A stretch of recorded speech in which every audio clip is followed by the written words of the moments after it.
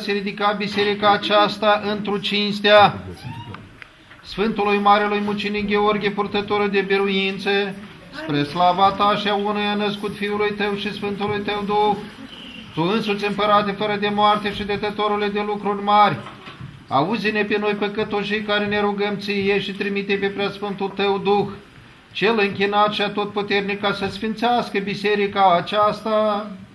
Umple-o pe dânsa de lumina ta cea veșnică, alege-o lăcaș ție, fă-o scaun al slavei tale, împodobește-o cu darurile tale cele Dumnezeie și mai presus de lume, fă-o să fie lumina celor înviforați, lecuirea celor pătimitori, bolnavilor scăpare și diavolilor înfricoșare, să fie ochii tăi îndreptați spre dânsa ziua și noapte și urechile tale luând aminte spre rugăciunea celor ce cu frică și cu bunăcucernicie vor intra întrânsa și vor chema într-o tot cinstitul și preasfântul și slăvitul numele tău. Oricâte vor cele de la tine, tu să-i auzi în cer, să faci milă și să fii milostiv lor. Păzește-o pe această biserică până la sfârșitul veacului neclintită și jertfelnicul cel ridicat întrânsa, arată-l să fie Sfânta Sfintelor, cu lucrarea și cu puterea Sfântului Duh. Preamărește-o mai ales decât jertfelnicul legii celei vechi, ca să ajungă jertfele cele ce se vor săvârși pe dânsul în Sfântul și cel mai presus de ceruri și înțelegătorul său jertfelnic, și ne dă nouă darul umbririi tale cele preacurate, că îndrăznim nu pentru slujba nevrednicilor noastre mâini, ci pentru a ta negrăită bunătate.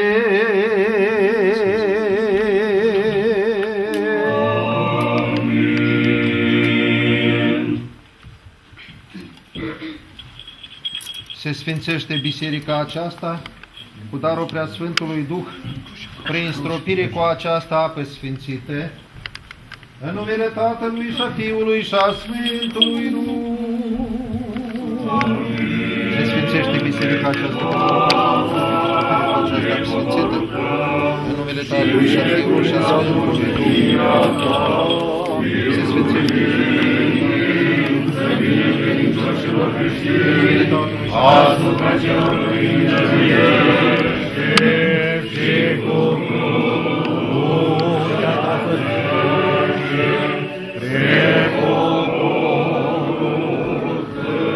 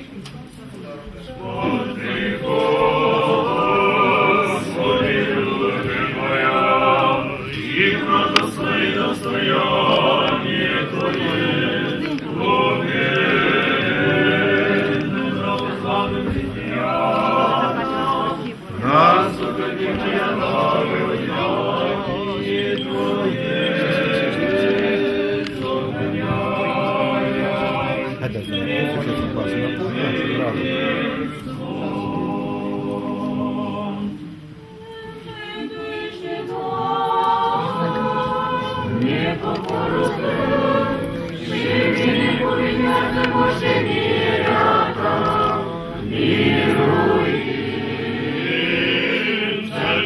credincioșilor creștini, asupra celor părindește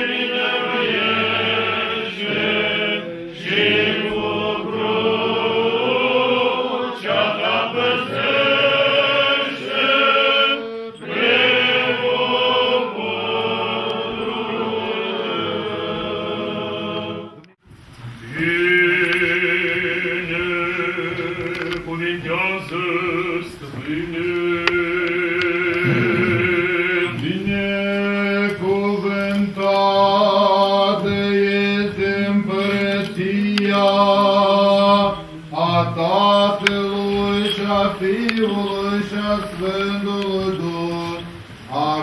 și pururea și în vecii vecilor.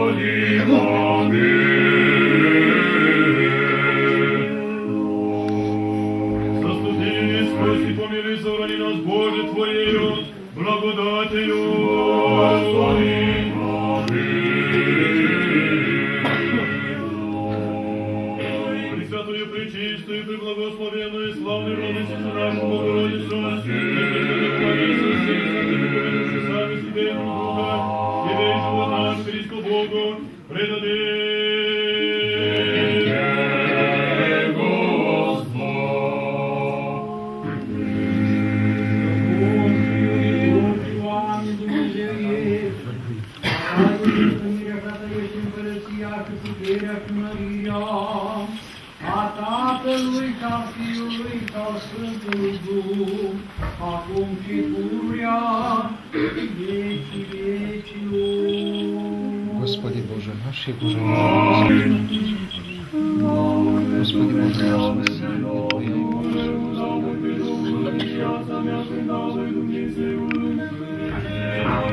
Милосердие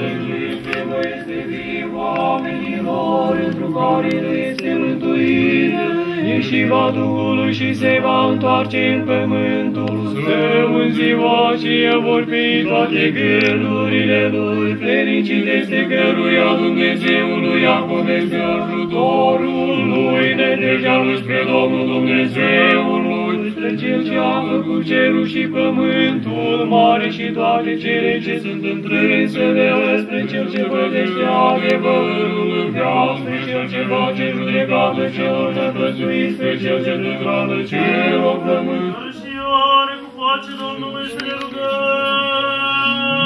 Doamne miluiește! Doamne miluiește! Preacurată, prebinecuvântată, mărită stăpâna noastră, de Dumnezeu născătoarea, și pururea Fecioară Maria cu toți Sfinții, să o pomnim pe noi înșine și unii pe alții, și toată viața noastră lui Hristos Dumnezeu să o dă. Fie, Doamne! Bun și iubitor de oameni, Dumnezeu ești și ție slavă înălțăm, Tatălui și Fiului și Sfântului Duh, acum și pururea și în vecii vecilor. Amin. În Dumnezeu ta pomenește-ne pe noi, Doamne, când ne veni în Dumnezeu ta. Fericit este ajutorul pe acelora este împărăția cerurilor. Fericit cel ce vânt pe acel vor mângâia. Fericit cel ce vânt pe aceea vor moșteni pământul. Fericit cel ce pământește și ducează de pace, pe aceea se vor descura. Fericit cel ce ostil, pe aceea se vor milui. Fericit cel curat cu el, pe aceea vor vedea pe Dumnezeu. Fericit făcătorii de pace, pe aceea fiile Dumnezeu se vor chema. Fericit cel pe aceea Dumnezeu plăția cerurilor. Fericit să se călătă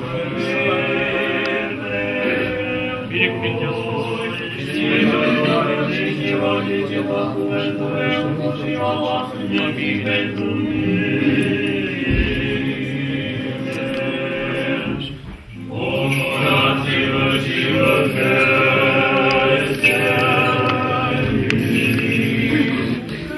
toată parte unde este în